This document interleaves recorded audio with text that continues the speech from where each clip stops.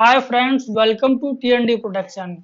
And today we will discuss how to calculate for fault current in substation.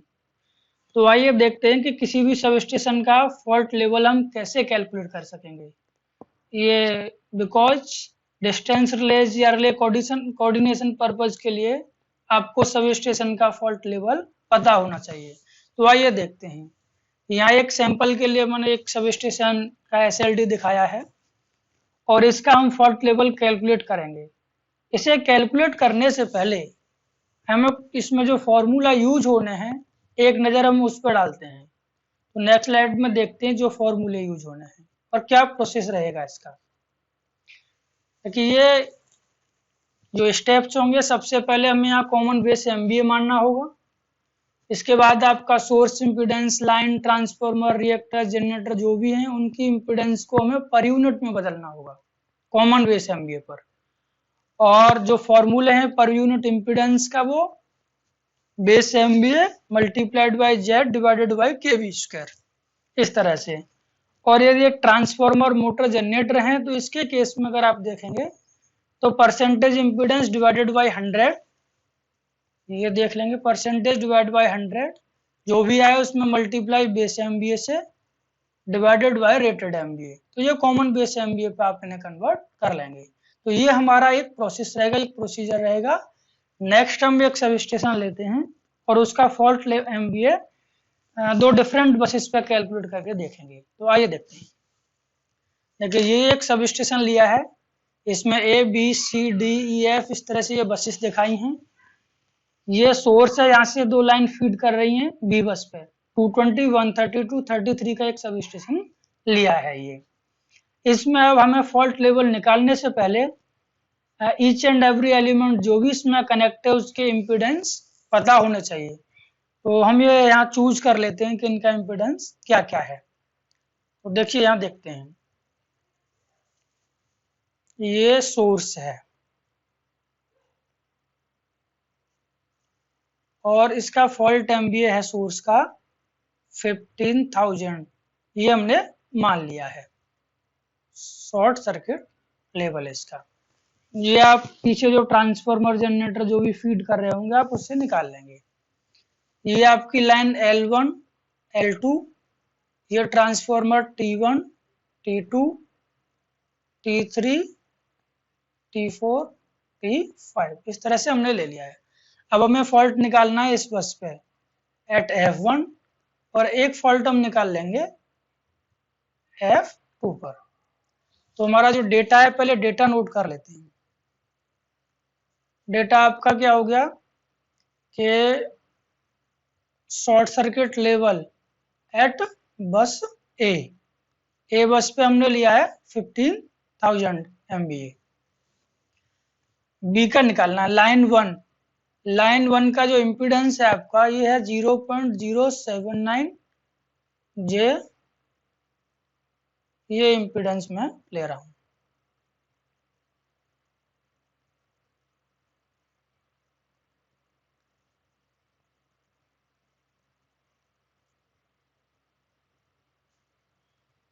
दोनों line मैंने 30 kilometre मान लिया है। ये 160 MVA ट्रांसफार्मर है T1, T2 160 ले लिया।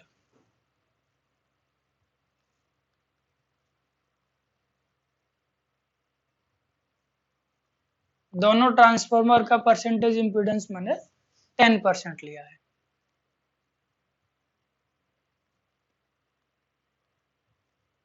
ये T3, T4, T5 सिंप्लिसिटी के लिए मैंने 63 MVA ले लिया। 12% इनका परसेंटेज इम्पीडेंस है, ये मैंने मान लिया है। अब हमारा पहला स्टेप क्या होगा कि हमें सोर्स का जो है वो सोर्स इम्पीडेंस निकालना होगा। तो मैं यही कैलकुलेट करता हूँ, इधर आ जाए। सोर्स इम्पीडेंस को कहता हूँ मैं ZS। ये हो जाएगा बेस MVA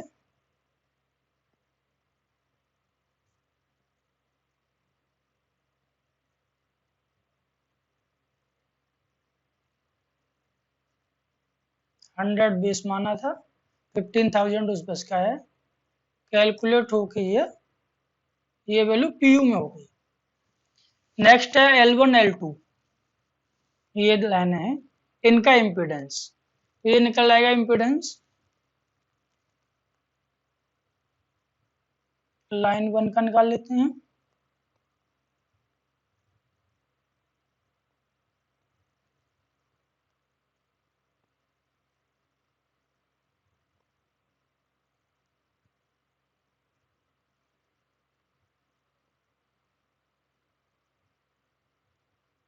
दोनों लाइनें पैरेलल हैं, बराबर है। ये वैल्यू आपकी हो जाएगी 30 और ये जेड निकल के आएगा 0.415 के करीब आएगा। इतना ही आपका इस तरह से आ जाएगा। तो ये वैल्यू आपकी ZL1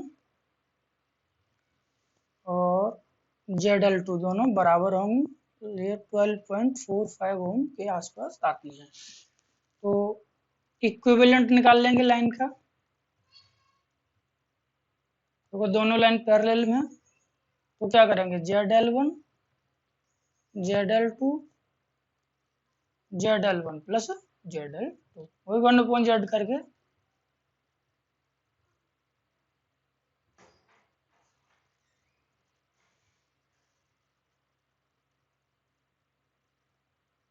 ये वैल्यू आपकी हो जाएगी 12.45/2, कितना आ जाएगा 6.225। तो इस तरह से लाइन का भी आपको 6.225 ओम है। सोर्स निकला है हमारा पीयू में, ये ओम में। अब नेक्स्ट स्टेप क्या है कि जेड इक्विवेलेंट निकाल लिया हमने 6.225 ओम। अब इसको कन्वर्ट करना है पीयू में, तो देखिए Z equivalent in PU 6.225 base MBA 100 divided by K B square. अब ये देखते हैं कि ये आपका 220 के बी का लाइन है, तो 220 स्क्वायर, ये जो वैल्यू आएगी वो 0.01286 पीयू आ गया। अब आपका फॉल्ट एमबीए निकालना है F1 पे, तो यहाँ निकालेंगे आप fault MBA at bus B पे, तो ये आपका हो जाएगा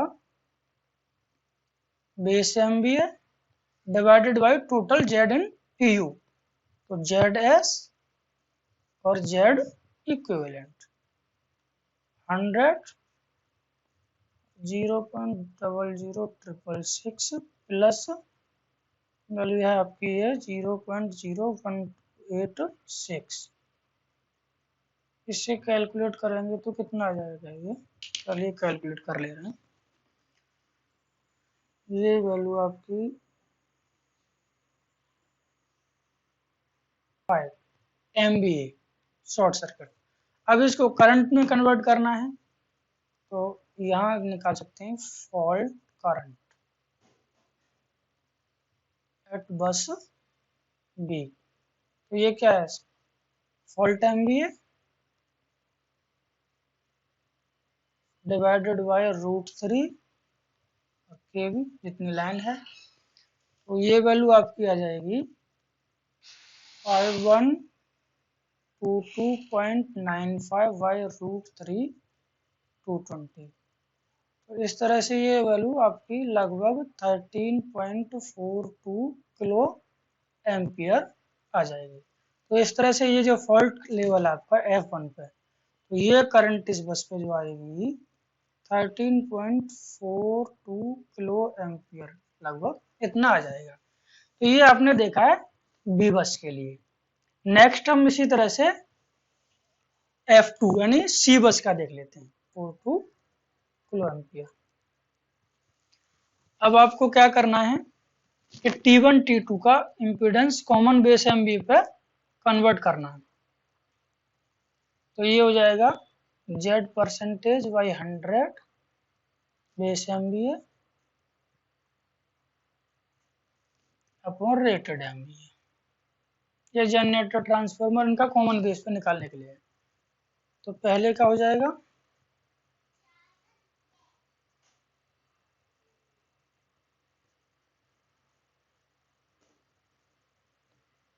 ये पीयू, दूसरे की भी सेम कैपेसिटी है तो दूसरे का भी आपका ये हो गया।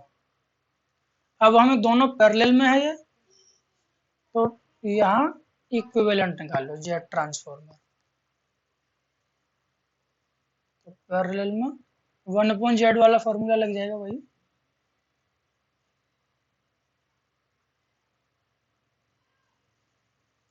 इस तरह से आपका 0.03125 ये पीयू आपका ट्रांसफॉर्मर्स का।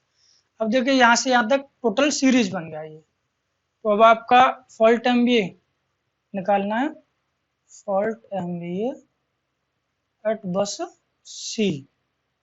तो सी बस के लिए क्या हो जाएगा, base MVA 100 total Z, Z S Z equivalent line Z equivalent transformer.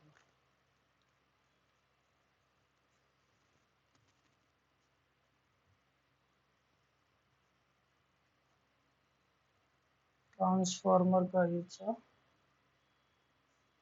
और लाइन का रहेगा, लाइन का है वी।